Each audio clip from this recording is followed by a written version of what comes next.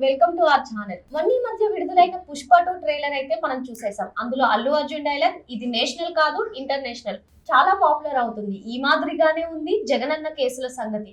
ఇది నేషనల్ కాదు ఇంటర్నేషనల్ అన్నట్టుగా ఏకంగా అమెరికాలోనే ఆయనపై కేసు నమోదైంది. అసలు ఈ కేసు ఏంటి అని చూస్తే విద్యుత్ కొనుగోలు విషయంలో ఈ విషయం ఇప్పుడు చర్చనీయాంశంగా మారిన వేళ సాక్షి పేపర్లో అయితే ఇందులో జగనన్న పాత్ర లేదు అంటూ ఆర్టికల్ వచ్చింది. దీనిపై చర్చించడానికి నాతో పాటుగా ఉన్నారు సీనియర్ జర్నలిస్ట్ మాణిక్ గారు. సార్, మనం ఇక్కడ చూసినట్లయితే నిజాలకు పాతరేసి నిస్సిగ్గుగా నిందలా అనే ఆర్టికల్ అయితే వచ్చింది. మనం దీన్ని ఏ విధంగా చూడాలి అంటారు? ఎస్, వాళ్ళు చెప్పింది కరెక్టేనమ్మా. అంటే ఇది కరెక్ట్ కాదు. నిజాలని నిస్సిగ్గుగా పాతరేసి అంటే ఏదైతే జగన్మోహన్ రెడ్డి మీద కేసు ఉందో ఆ కేసుకు సంబంధించి మా జగనన్నదేం తప్పులేదు అని కేంద్రాన్ని కూడా అందులో ఇంక్లూడ్ చేస్తూ అతను ఏదైతే ఈ దుర్మార్గానికి ఒడిగట్టాడు అదానితో కలిసి, అంటే ఈ లోపాయికార ఒప్పందం అతను ఇప్పుడు పర్సనల్ గా 3 సార్లు కలిశాడు. ఎవరికి తెలియదు ఆ విషయం, హైడ్ చేశాడు.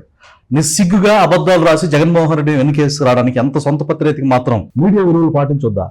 ఏమంటాడు ఆయన?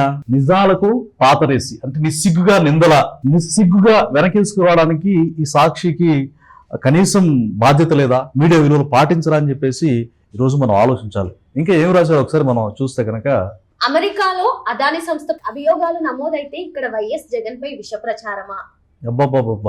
కేంద్ర ప్రభుత్వ రంగ సంస్థ సెకీతో గత ప్రభుత్వం ఒప్పందం, అదానితో రాష్ట్ర ప్రభుత్వానికి ఏం సంబంధం? రాష్ట్ర ప్రభుత్వానికి సంబంధం లేకపోతే జగన్ గారు 3 సార్లు ఎందుకు భేటీ అయ్యారు? అదే నిస్సిగ్గుగా అబద్ధాలంటే అదే. భేటీ అవుతాడు, దాంతో సత్సంబంధాలు కుదుర్చుకుంటాడు. మిగతా రాష్ట్రాల కంటే కూడా ఇతనికి తక్కువ డబ్బులు అంటే 1750 కోట్లు లంచం తీసుకొని దొంగ దొరికిపోయి ఈ రోజు అదానితో జగన్కి ఏం సంబంధం, ఆంధ్రాకి ఏం సంబంధం అన్నట్టు మాట్లాడుతున్నాడు. అయితే ఇక్కడ మనం కీలకమైనటువంటి పాయింట్ ఒకటి గుర్తు తీసుకురావాలి.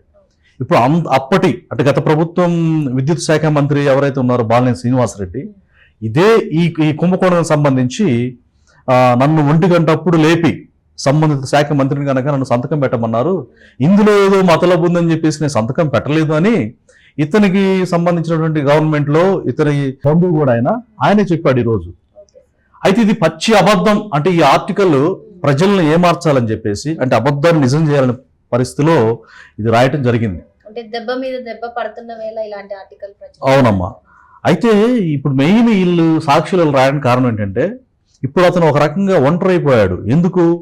విపరీతమైనటువంటి కుట్ర, కుళ్ళు, ద్వేషం నింపుకొని, అంటే తల్లి చెల్లిని కూడా దూరపరుచుకొని, ఇక కార్యకర్తలే నా బలం, వాళ్ళు గెలిపిస్తేనే నేను రేపు ఏదన్నా పదవి కానీ ఎమ్మెల్యే కానీ లేకపోతే ఇంకోటి కానీ అవ్వగలుగుతానని చెప్పి ప్రజల్ని మభ్యపెట్టే ప్రయత్నం అయితే చేస్తున్నాడు. అయితే మనుషులు ఎంతైనా మనుషులు, ఇంత దుర్మార్గానికి ఏకపక్షంగా వైసీపీ వ్యక్తులు కూడా ఆలోచించాలి. జగన్మోహన్ రెడ్డి ఇంత నిస్సిగ్గుగా అబద్ధాలు రాస్తుంటే కనీసం దాన్ని పరిశీలించాల్సిన అవసరం ఉందని చెప్పేసి నా అభిప్రాయం. ఇంకా ఇక్కడ మనం చూసినట్లయితే పైగా సెకీ తనకు తానుగా యూనిట్ ₹2.49 సరఫరా చేస్తామని లేఖ రాస్తూ ముందుకొచ్చింది. సెకీ ధరతో ఏటా 3,750 కోట్ల ఆదా. సెకీతో ఒప్పందం వల్లే ఇంటర్ స్టేట్ ట్రాన్స్మిషన్ ఛార్జీల నుంచి మినహాయింపు. మనం చూసినట్లయితే సార్, ఇక్కడ ఇంపార్టెంట్ పాయింట్ ఉంది. గతంలో ఏ ప్రభుత్వం ఏ ముఖ్యమంత్రి హయాంలోనైనా ఇంత కాలు చౌకగా 7,000 మెగావాట్ల విద్యుత్ కొనుగోలు ఒప్పందం జరిగిందా అంటున్నారు సార్. అసలు నవ్విపోదురు రాకేంటి సిగ్గిర. అసలు వాస్తవాలు మనం చూస్తే కనుక గత 5 ఏళ్లలో ప్రజలపై 32,126 కోట్ల ఛార్జీల భారం మోపింది జగన్మోహన్ రెడ్డి ప్రభుత్వం. తర్వాత విద్యుత్ రంగంలో 49,586 కోట్లు అప్పులు చేశారు. అసమర్థ పాలనతో విద్యుత్ రంగం 47,741 కోట్లు నష్టపోయింది. యాక్చువల్లీ జగన్ పాలనలో మొత్తం మీద విద్యుత్ రంగంలో ప్రజలకు, ప్రభుత్వానికి దాదాపు 1,29,503 కోట్ల నష్టం జరిగింది. అలాగే మనం కనుక ప్రాముఖ్యంగా గృహ వినియోగదారులపై 45% ఛార్జీలు పెంచారు. అంటే యూనిట్ ధర 3.87 నుంచి 5.63కి పెంచిన ఘనత జగన్మోహన్ రెడ్డిది. ఈరోజు అబద్ధాలు రాస్తా ఉన్నాడు. ఇది క్లియర్ కట్ లెక్కలు మనం ఇప్పుడు తీసాం. 50 నుంచి 200 యూనిట్లు కరెంటు వాడే పేదలు, మధ్యతరగతి వాళ్ళపై 78 నుంచి 98% మేరకు భారం మోపి పెరిగిందమ్మా. సార్, నాకు ఒక డౌట్ లెక్కలు చెప్తున్నట్టు 7,000 మెగావాట్ల విద్యుత్ కొనుగోలు ఒప్పందం జరిగింది సార్. ఇంత కాలు చౌకగా అంటే ఇంత తక్కువ ధరకి చేసినప్పుడు మరి ఆయన 5 ఏళ్ళు ప్రభుత్వంలో ముఖ్యమంత్రిగా పనిచేశారు. 5 ఏళ్లలో 9 సార్లు విద్యుత్ ఛార్జీలు పెరగాల్సిన అవసరం ఏముంది? ఇంత తక్కువకి కొనుగోలు చేసిన మంచి పాయింట్ రేజ్ చేశారమ్మా మీరు.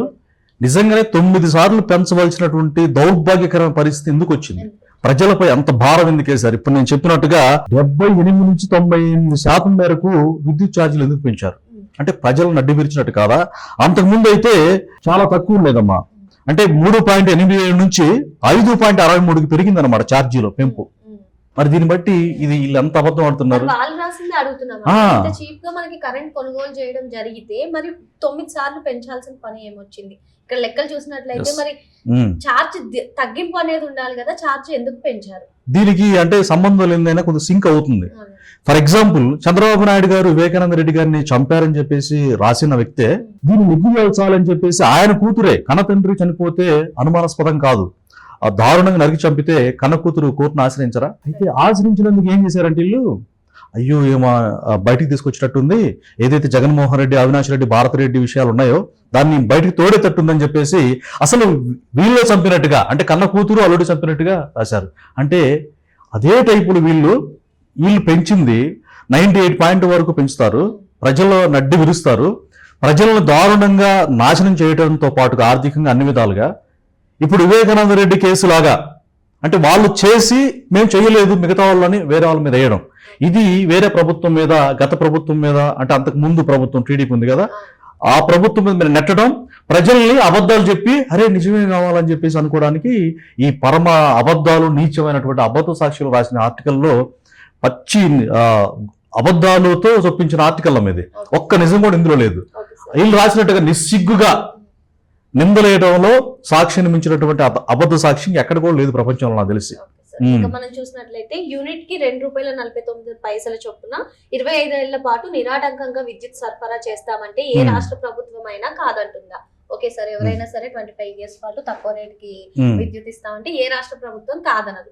కానీ ఆ ఒప్పందం చేసుకునే ముందు వివిధ శాఖలతో అయితే చర్చిస్తుంది కదా సార్. మరి రాత్రికి రాత్రే గానీ లేదంటే 3 భేటీల తర్వాత గానీ ఎందుకు ముందుకెళ్లారు? వివిధ శాఖలతో చర్చించకుండా ఎందుకు ముందుకెళ్లాల్సి వచ్చింది కదా? ఆయనే అన్నారు, వైసీపీ హయాంలో పనిచేసిన విద్యుత్ శాఖ మంత్రిగా పనిచేసిన బాలినేని శ్రీనివాస్ రెడ్డి గారే అన్నారు, రాత్రే సంతకం పెట్టమన్నారు, ఇందులో ఏదో మతలబు ఉందని నేను పెట్టలేదు, చర్చించలేదు అన్న మాట కూడా ఆయన లేవనెత్తారు సార్. మరి 25 ఏళ్ల పాటు సరఫరా చేయడానికి, విద్యుత్ సరఫరా చేయడానికి ముందుకెళ్లేటప్పుడు వివిధ శాఖలతో చర్చించాల్సిన పని ఉంటుంది కదా, మరి ఎందుకు? కరెక్ట్ అమ్మా.